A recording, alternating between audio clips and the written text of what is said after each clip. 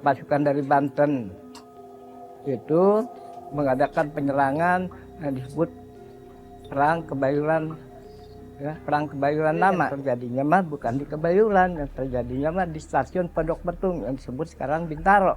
Maka bergelimpangan di mana-mana, di stasiun kereta api, di depan, dan sekarang katanya Kampung Poncol jembatan di situ udah nggak terhitung lagi lah. Saat peperangan yang pernah terjadi di perlintasan kereta, Pak Razak ikut membantu para pejuang melawan Belanda.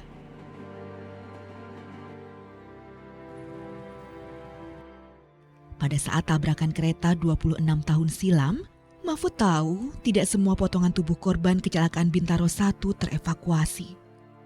Sisa potongan-potongan tubuh manusia itu terkubur di lokasi tak jauh dari perlintasan rel Bintaro. Setelah 1 minggu kemudian proses evakuasi selesai, itu ada ketika warga melakukan kerja bakti itu menemukan satu buah tengkorak manusia yang tertinggal atau potongan-potongan tubuh berupa jari tangan atau apa yang tertinggal, terus dikuburlah sama warga di sekitar lokasi kejadian.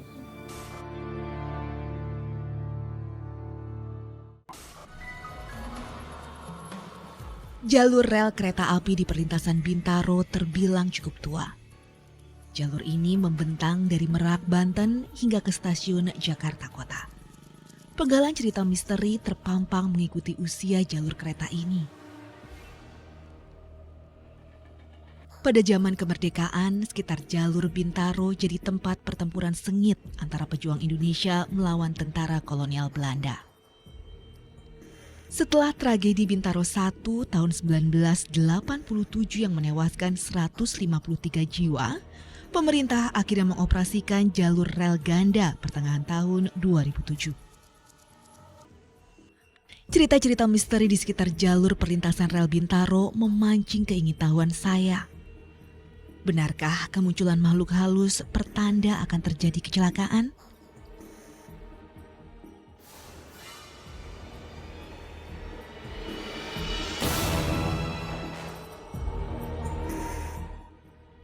Penelusuran saya berlanjut bersama Meli, seorang teman yang memiliki kemampuan melihat, merasakan, dan menggunakan indera keenam.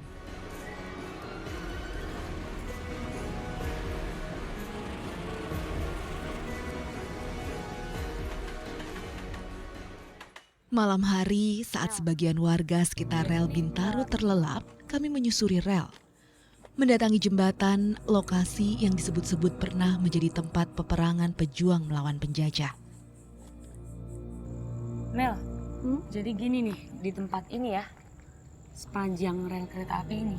Ya.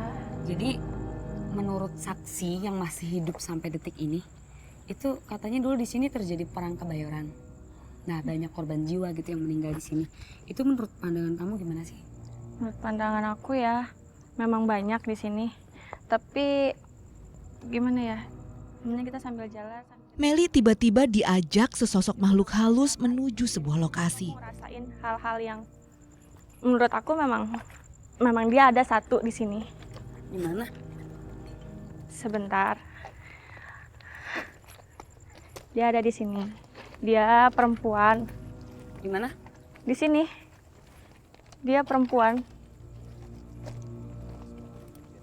Dari penglihatan Meli, batu nisan tersebut berasal dari pemakaman tanah kusir, tak jauh dengan lokasi rel. Ini tuh tempatnya nggak di sini. Dia Ini terpental. batu nisan. Ini batu nisan. Oke. Ini batu nisan punyanya dia. Dia terpental lumayan jauh dari tanah kusir ya. Jadi ini asalnya dari Tanah kusir, yang iya. ada di sana. Ha-ha.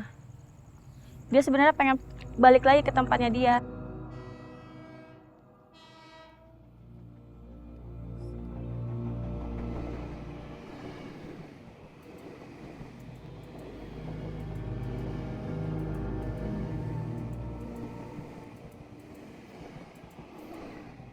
Yang kamu lihat, ada nggak sesosok yang aku kan nggak bisa lihat gitu ya? Iya.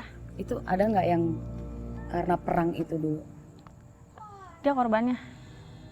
Cuma sampai saat ini belum ada yang bisa balikin si Sisa ini tadi ya? iya. Oh, gitu. Oke Deran, mendingan kita lihat ke situ ya. Aku ngerasain sesuatu di situ.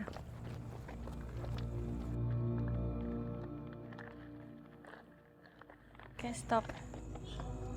Nah, di sana itu ada laki-laki ya sama perempuan. Jumlahnya itu lumayan banyak ya. Mereka itu korban Bintaro 1 ya. Melalui kemampuan indera keenamnya, Meli tahu makhluk halus penunggu kolong jembatan tidak senang dengan kedatangan kami. Mereka kurang suka sih sebenarnya kita ada di sini. Karena mereka tuh nggak mau kita tuh ada di sini karena mereka pengen kita tuh sebenarnya pengen pergi. Ya udah, yuk. Ini sekarang kita kan tepat berada di atas sungai yang jadi sungai ini adalah titik pusat pertempuran yang terjadi di Perang Kebayoran itu. Nah, menurut saksi yang aku pernah temuin ya, jadi di sungai ini tuh dulu waktu peperangan banyak yang hanyut gitu. Sebenarnya ya, ini tuh air sungainya ini bukan coklat. Kalau kamu mau tahu, Ran. Maksudnya? Airnya ini warnanya tuh warna merah darah. Terus bau banget. Karena di sini tuh banyak sekali ya, mayat-mayatnya itu banyak. Berikutnya kami mendatangi tempat di mana lokomotif beradu kepala saat kecelakaan kereta Bintaro 1 tahun 1987. Tempat kepala sama kepala kereta itu bener-bener tabrakan itu di sini. Gitu. Jadi pas banget titiknya tuh ini. Dan itu di sana ya. Itu ada pohon kelapa yang udah mati dan ditanam di situ. Itu sebagai tanda bahwa di bawahnya pohon kelapa itu tuh ada beberapa bagian tubuh dari korban itu tuh yang kan karena memang dia potongan jadi kan nggak tahu ya itu bagian dari korban yang mana, jadi di makam massal di situ. Oke. Emang di sini banyak ya, Ran. Seperti yang tadi aku ambil beberapa gambar lagi. Oke. Nih. Banyak Aku- banget orbsnya ya. Iya. Ada ular dari sini sampai sana. Kan dia panjang. Sampai pohon itu. Iya, iya. Dari sini, Apa? sini ini udah panjang nih ya. Sampai terakhir tuh di sana. Nih. Iya. Itu dia nggak mungkin dong. Dia tuh makannya makan daun-daunan kayak gini nggak mungkin. Dia tuh pasti makanannya dia itu tulang sama darah. Jadi ya, jadi dia meminta kayak semacam minta tumbal lah.